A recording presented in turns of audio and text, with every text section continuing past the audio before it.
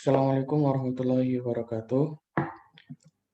Kami dari mahasiswa mata kuliah pembelajaran berbasis objek 2. Saya sendiri Izzaz Daul Haq dengan NIM 1924-10-10-2033 dan teman saya Cahyadi Setiawan Panatagama dengan NIM 1924-10-10-2029. Di sini kami akan mempresentasikan mengenai proyek kami yang berjudul King Library Aplikasi Manajemen Pengelolaan Buku Perpustakaan. Untuk latar belakang dari proyek kami ini, yaitu di mana pemanfaatan sistem informasi semakin meluas seiring dengan meningkatnya kebutuhan akan ketersediaan informasi yang akurat dan cepat. Hal ini merupakan salah satu elemen penting yang diperlukan bagi suatu organisasi, baik itu profit maupun non-profit. Kemudian bila diambil dari perguruan tinggi sebagai objek amatan, maka kita akan menemukan suatu sistem informasi mulai dari yang paling sederhana sampai yang paling kompleks. Sebagai contohnya adalah sistem informasi tenaga pengajar, katalog untuk ruang baca, sampai sistem informasi untuk kegiatan akademik mahasiswa. Kemudian bila diambil dari perusahaan sebagai objeknya, maka kita akan menjumpai sistem informasi personalia, sistem informasi persediaan, sistem informasi keuangan, sampai dengan sistem informasi produksi. Kemudian perpustakaan merupakan komponen yang sangat penting di dalam suatu universitas. Untuk itu diperlukan sebuah sistem informasi yang baik agar fungsi dari perpustakaan tersebut dapat dioptimalkan. Tidak tersedianya sistem informasi yang baik akan berdampak pada ketidakteraturan data atau informasi yang dibutuhkan, sehingga dapat menyulitkan pegawai perpustakaan dalam menyampaikan informasi kepada pengunjung perpustakaan. Dan juga mahasiswa atau dosen akan kesulitan dalam mencari literatur sebagai pegangan dalam proses belajar mengajar. Kemudian untuk ruang lingkup aplikasi King Library sendiri dikembangkan dan memiliki 9 fitur utama. Yang pertama yaitu ada login pegawai. Jadi sebelum memasuki aplikasi, pegawai diharuskan login terlebih dahulu menggunakan email dan password yang sudah terdaftar. Kemudian ada fitur melihat daftar buku. Di sini aplikasi dapat menampilkan semua buku yang ada di perpustakaan beserta dengan identitas untuk setiap bukunya. Untuk daftar bukunya ini ditampilkan dalam bentuk tabel. Kemudian fitur yang ketiga yaitu menambahkan buku. Jadi pegawai dapat menambahkan buku ketika ada buku baru yang masuk ke perpustakaan. Pegawai cukup menginputkan data-data berupa judul, pengarang, penerbit, tahun terbit, dan nomor rak buku. Kemudian pegawai juga dapat menghapus buku ketika mungkin ada buku-buku yang sudah tidak diperlukan lagi di perpustakaan. Kemudian fitur selanjutnya yaitu mengubah buku. Pegawai dapat mengedit atau memperbaiki data-data buku ketika mungkin ada data-data buku yang kurang sesuai. Kemudian fitur selanjutnya yaitu cari buku. Pegawai dapat melakukan pencarian pada kolom cari dengan menginputkan keyword tertentu. Kemudian aplikasi akan langsung menampilkan buku-buku atau data-data sesuai dengan keyword yang diinputkan. Setelah itu ada fitur peminjaman buku. Jadi aplikasi di sini dapat melakukan perekaman pada saat mahasiswa melakukan peminjaman buku. Pegawai cukup menginputkan data-data yaitu ID buku dan ID mahasiswa. Setelah itu data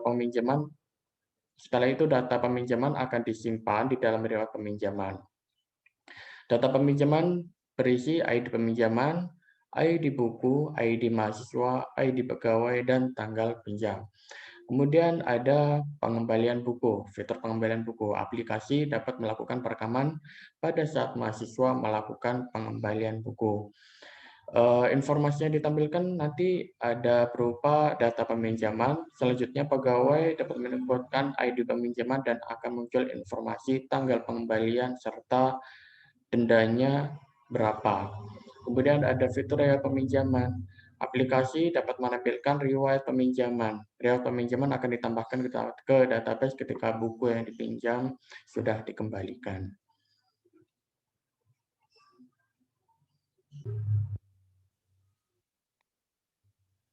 Baik, saya akan menjelaskan mengenai interface yang dibuat menggunakan UX Form Builder, di mana di dalam MyFrame saat ini terdapat tabel untuk tempat daftar buku dan juga terdapat button tambah buku serta kolom pencarian buku dan juga ada filter. Kemudian di bagian atas ini ada menu pilihan yang di mana di bagian menu file terdapat menu exit dan di bagian menu help ini terdapat tempat as. Kemudian kita bergeser ke pengembalian, ke bagian pengembalian.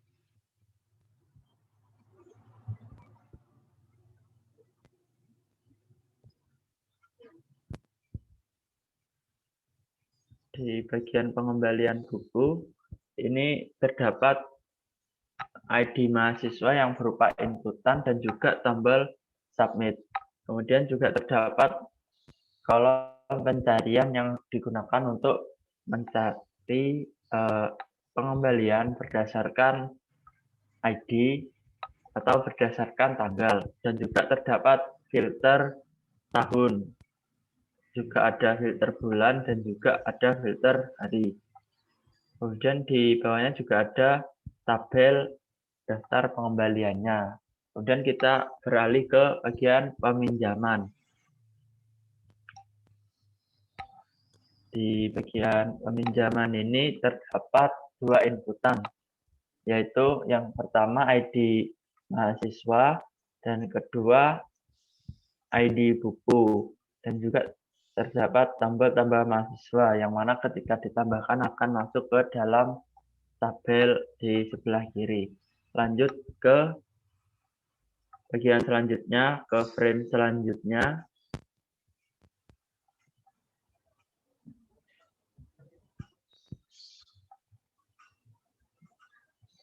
Itu terdapat frame login, di mana frame login ini memiliki dua inputan, yaitu username dan password, serta terdapat satu tombol login. Lanjut ke dialog book.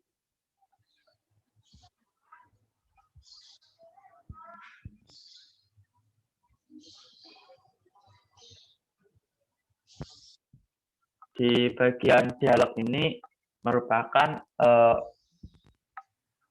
modal yang digunakan untuk menambahkan buku. Jadi terdapat inputan judul buku, kemudian juga terdapat pengarang, penerbit, tahun terbit, dan rak buku. Dan juga terdapat tombol selesai di bagian bawah. Lanjut ke bagian nota.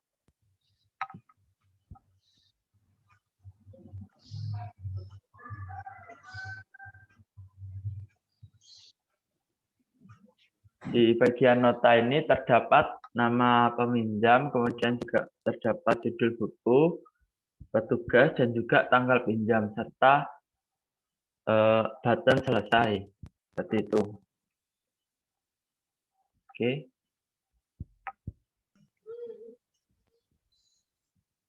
Selanjutnya, saya akan menjelaskan mengenai gambaran dari sistem aplikasi Kang Library. Aplikasi ini dibangun menggunakan konsep MVC atau Model View Controller. MVC merupakan konsep arsitektur dalam pembangunan aplikasi yang membagi aplikasi menjadi 3 bagian dasar, di mana setiap bagian mempunyai tugas masing-masing. Yang pertama, model bertugas untuk mengatur, menyiapkan, memanipulasi, dan mengorganisasikan data dari database sesuai dengan instruksi dari controller. Kemudian view bertugas untuk menyajikan informasi kepada pengguna sesuai dengan instruksi dari controller. Kemudian controller bertugas untuk mengatur apa yang harus dilakukan oleh model dan view. Kemudian saya akan melanjutkan ke bagian codingan. Pada bagian codingan di sini seperti yang sudah dijelaskan tadi ada model, view, dan controller. Untuk pertama di sini untuk menjalankan program pertama akan menjalankan file main. Di sini nanti akan ini menjadi utamanya yang utama dari program untuk menjalankan aplikasinya. Kemudian dari main ini akan menuju ke core. Di sini ada folder file dengan nama aplikasi app dan database. Ini untuk apa namanya dari sini karena di sini mengambil core.app untuk mengimport. Kemudian di sini di app ada kelas app dan kemudian ada metode onInit untuk menginisialisasi yaitu self frame yang diambil dari class controller pada controller. Kemudian untuk di sini kemudian dari self frame tadi dijalankan menggunakan fungsi .main.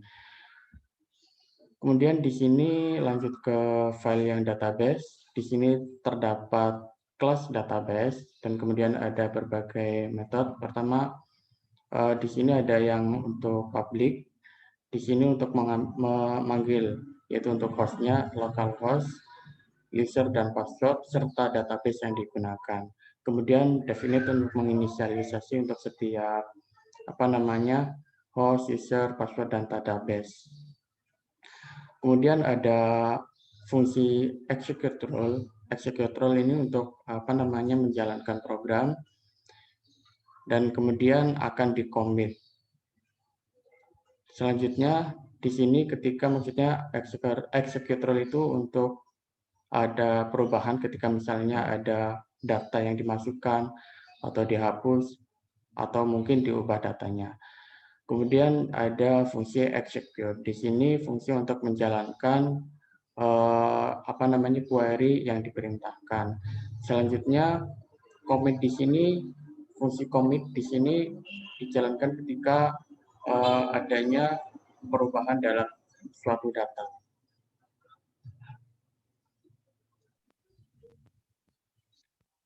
Kemudian ada fungsi fetch all. Di sini biasanya apa namanya fungsi ini digunakan untuk mengambil data-data seperti get data yang menggunakan query select. Kemudian lanjut ke controller. Pada bagian controller di sini terdapat kelas controller. Sebelum itu di sini mengambil data-data, mengambil dari view by view sampai dengan mengambil date time waktu. Dan di class controller di sini terdapat metode di sini init untuk menginisialisasi apa namanya berbagai apa namanya yang dibutuhkan. Di sini ada login view button login sampai dengan untuk history datanya. Kemudian ada function on button login. Di sini untuk digunakan untuk login, yaitu ketika nanti ada tombol login, diklik untuk login. Kemudian ada on combo box. Di sini untuk apa namanya filter, untuk filter di pencarian. Ini yang ada di bagian buku. Kemudian on combo box history ini yang ada di bagian pengembalian. Dan di sini terdapat filter untuk tahun ini, bulan ini, dan hari ini.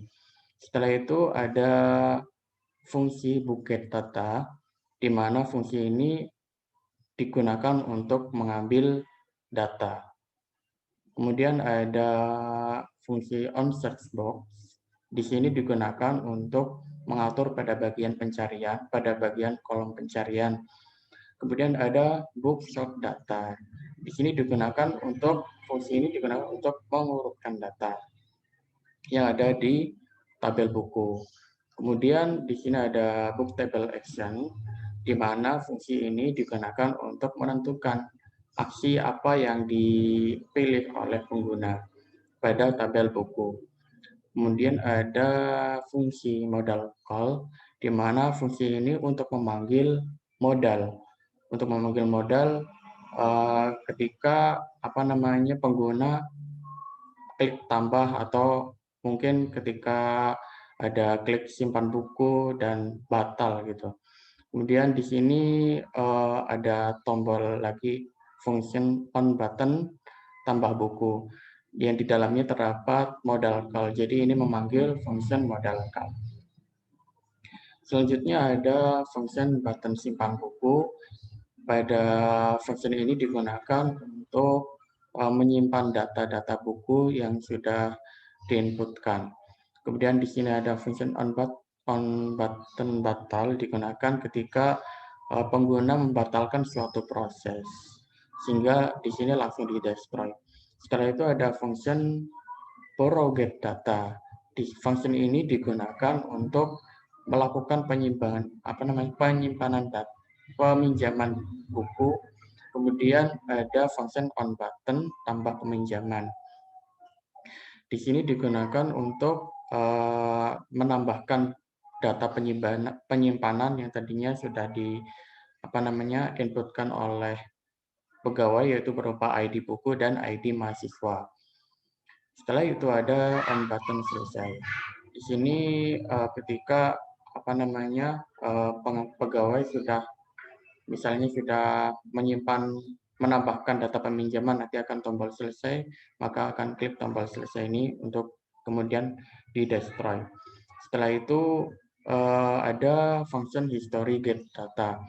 Function ini untuk mengambil data-data dari tabel history lewat peminjaman. Kemudian ada tombol search box history. Tombol search box history ini digunakan untuk melakukan pencarian pada tabel pengembalian. Di sini untuk melakukan pencarian di situ. Kemudian ada on button submit. Di sini digunakan untuk melakukan submit ketika pegawai nantinya ketika ada pengunjung mengembalikan buku, kemudian pegawai menginputkan ID peminjaman lalu diklik on button submit ini. Kemudian ada function logout digunakan untuk keluar dari programnya, dan kemudian ada function on about untuk menampilkan pesan dialog, yaitu aplikasi ini dibuat oleh siapa gitu. Kemudian ada function main yang digunakan untuk menjalankan program pertama kali, yaitu menampilkan login view. Kemudian ada function menu yang dimana function ini digunakan untuk menampilkan menu-menu awal seperti ada buku, pengembalian, dan peminjaman.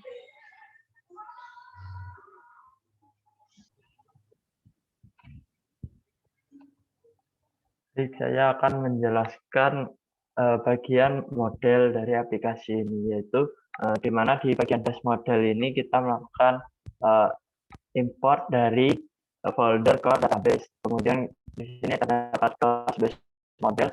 Di dalamnya terdapat function ini untuk menginisialisasi database yang telah diimport dari tabel folder core. Dan baik, saya akan menjelaskan bagian base model, di mana di bagian base model ini kita melakukan import dari folder core database. Kemudian kami mendeklarasikan kelas base model yang mana terdapat beberapa metode di dalamnya. Yang pertama ada metode ini untuk menginisialisasi database pada variabel self database. Yang kedua itu ada metode insert dengan parameter data, yang mana ini digunakan untuk melakukan insert data. Kemudian ada metode delete by ID, di mana delete by ID-nya akan menghapus sebuah item dari database berdasarkan ID itemnya. Kemudian juga ada metode get data, di mana get data ini akan mengambil seluruh data dari database berdasarkan nama tabelnya. Kemudian lanjut ke model. Di bagian book model ini kami juga melakukan import dari base model, di mana kami mendeklarasikan book model yang melakukan inheritance.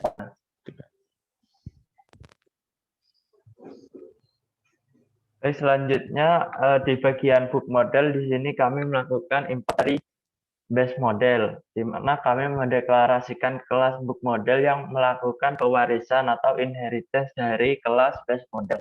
Nah, di book model ini terdapat beberapa metode. Yang pertama ada init, yang mana menyimpan atribut table head dan juga table name.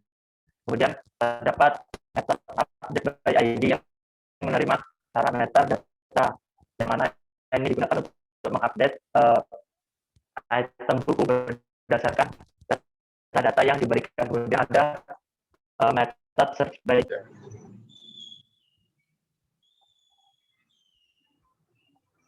Selanjutnya ada metode update by ID yang menerima parameter data, di mana update by ID ini akan mengupdate buku yang berdasarkan ID buku tersebut yang dikirimkan. Kemudian juga ada metode search by keyword yang menerima parameter keyword. Ini digunakan untuk melakukan pencarian berdasarkan kata kunci yang diberikan user. Kemudian juga ada metode get by ID. Ini untuk mengambil data buku berdasarkan ID buku yang diberikan. Kemudian ada metode get count. Ini digunakan untuk menghitung seluruh data buku yang ada pada database. Ya, nanti akan dikembalikan berupa jumlah hitungannya. Kemudian lanjut ke borrow model, di mana di bagian borrow model ini kita melakukan import dari base model, dan juga kita mendeklarasikan kelas borrow model yang melakukan inheritance dari base model.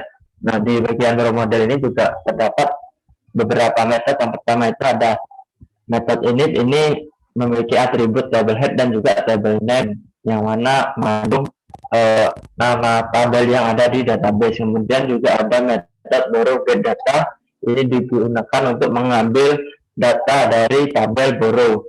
Kemudian juga kita memiliki metode create. Create method ini menerima parameter data yang nantinya digunakan untuk mengambil data nota yang akan digunakan sebagai nota peminjaman mahasiswa. Kemudian juga ada metode valid student. Valid student ini menerima parameter ID student. Ini digunakan untuk mengecek apakah ID yang diberikan itu merupakan ID yang valid pada tabel student. Kemudian di bagian bawah ini juga ada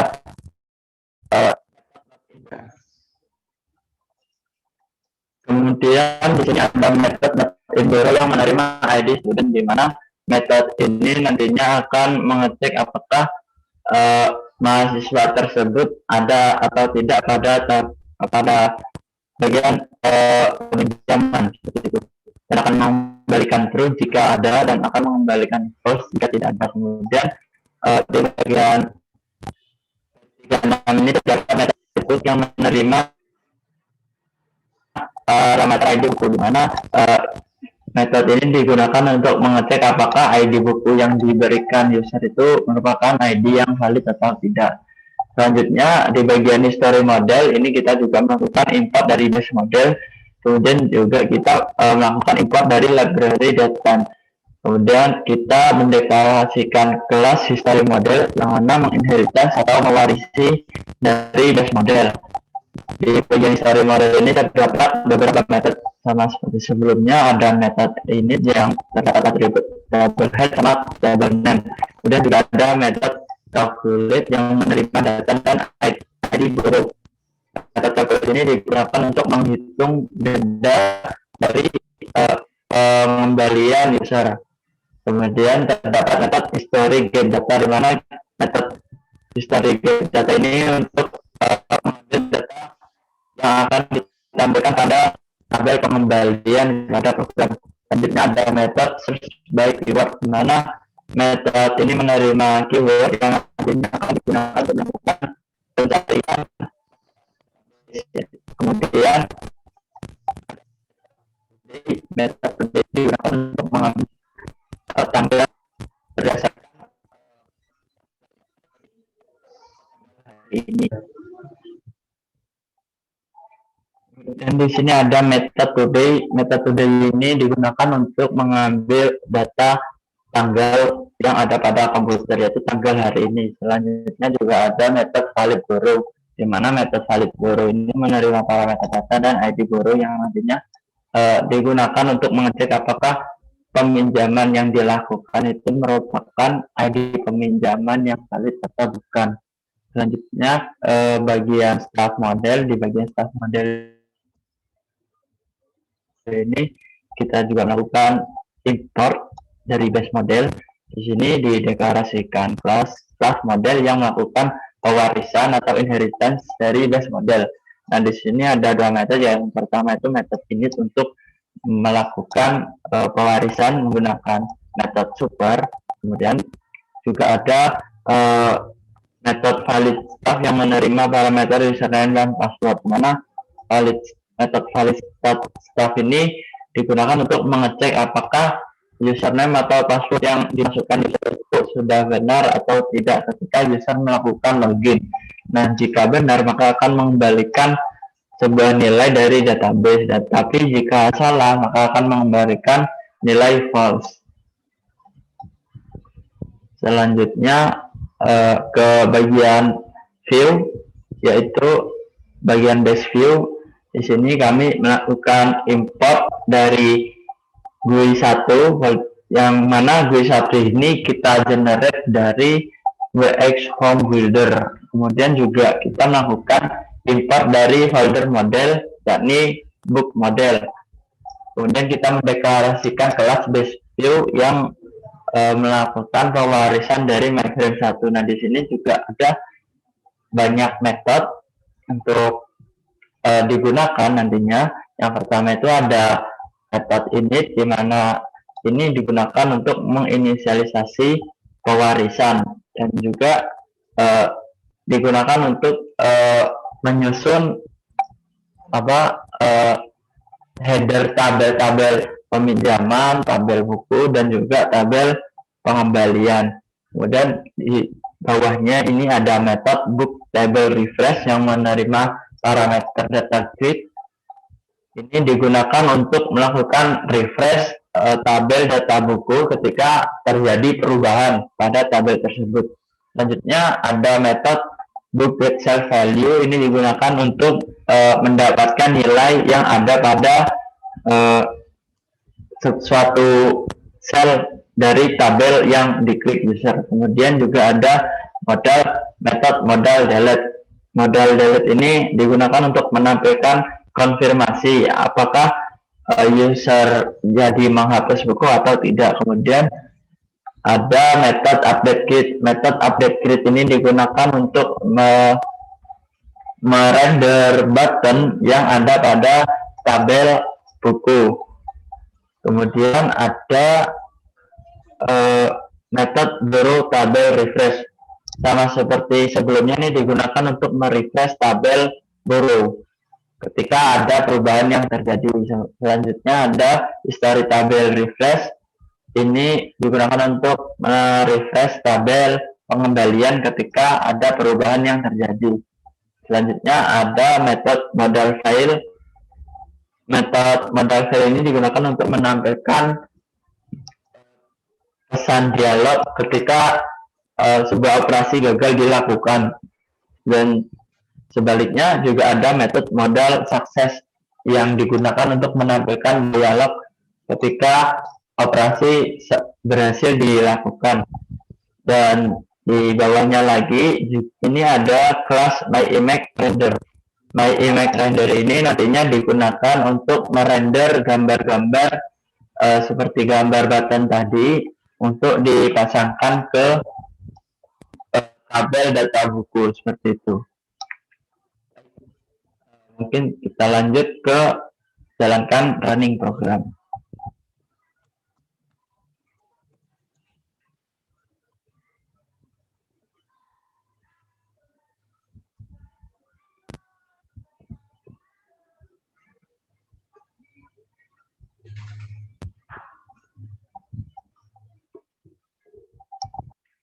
Ini merupakan tampilan dari login view. Di sini ada inputan untuk username. Di sini menggunakan email yang ada di database. Kemudian menginputkan passwordnya. Setelah itu klik login. Kemudian di sini pada bagian buku, di sini terdapat tabel buku yang di sini ada ID buku, judul buku, pengarang buku, terbit, tahun terbit, track, serta actionnya yaitu ubah dan hapus. Ketika kita ingin mencari buku, misalnya buku dengan judul Dylan misalnya, maka akan muncul Dylan. Kemudian Harry Potter akan muncul. Dan ketika di sini misalnya terbitan tahun 2018 misalnya akan muncul. Ketika 2020 akan muncul juga. Dan kemudian di sini kita akan mencoba untuk menambahkan buku baru. tambah buku baru.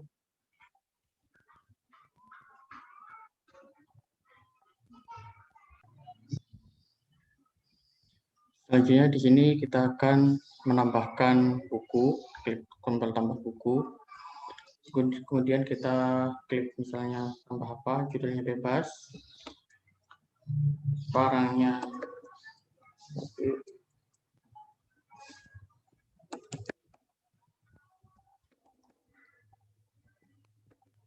ini misalnya, kemudian kita klik simpan, maka akan muncul di bagian simpan. Di sini ada. Kemudian kalau misalnya kita ingin mengedit, maka klik tombol ubah. Di sini bisa diubah, misalnya kita ganti raknya menjadi 3, kemudian simpan, maka akan berubah menjadi 3. Dan kemudian misalnya kita akan menghapus buku, misalnya dan ID 5 kita hapus, maka klik tombol hapus, akan muncul model seperti ini, dan kemudian kita yes, maka akan terhapus.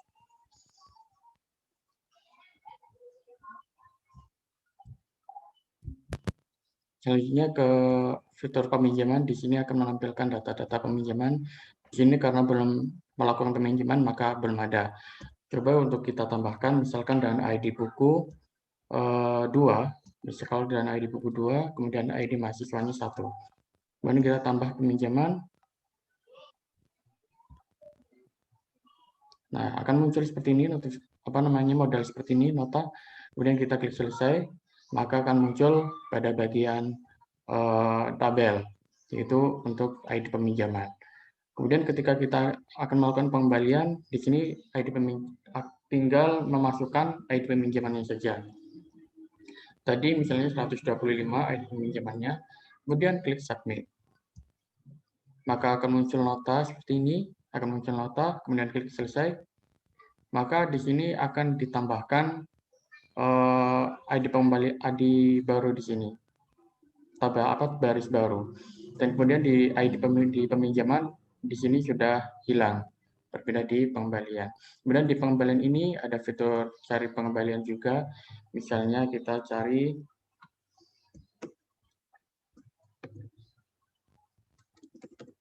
tahun bulan 6 misalnya.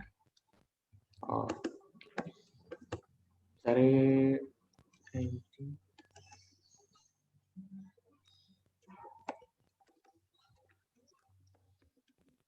berdasarkan tahun, di sini tahun 2021 misalnya muncul. Kemudian di sini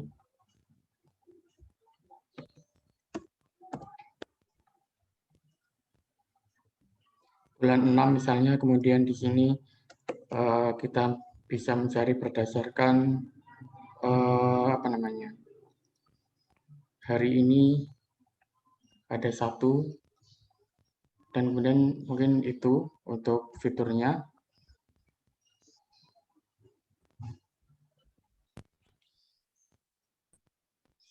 Sekian presentasi dari kelompok kami. Apabila ada kata yang kurang berkenan, mohon dimaafkan.